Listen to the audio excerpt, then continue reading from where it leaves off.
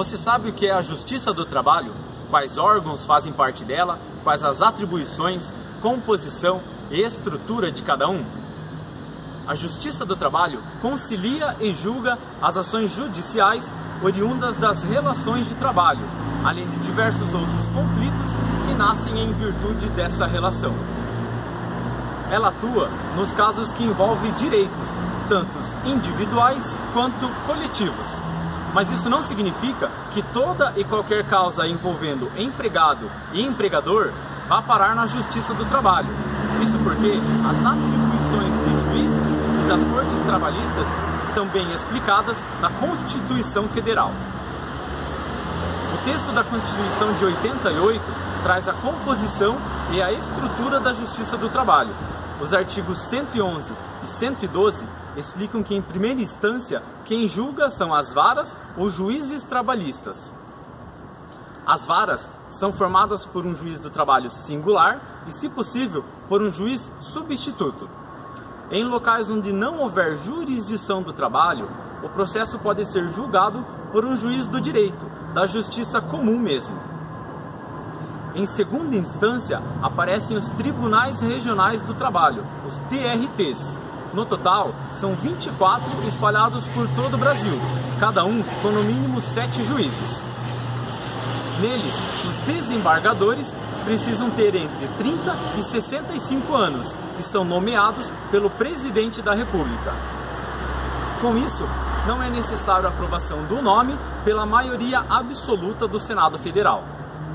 Além disso, 1/5 deles precisam ter mais de 10 anos de experiência como advogado ou como membro do Ministério Público. Esse é o chamado quinto constitucional. Por último, as ações que excederem a competência dos tribunais regionais chegam ao Tribunal Superior do Trabalho, o TST, que tem a missão de uniformizar as decisões sobre os processos trabalhistas, julgando causas originárias, causas recursais e consolidando a jurisprudência. A Corte é formada por exatamente 27 ministros, todos com idade entre 35 e 65 anos, nomeados também pelo Presidente da República.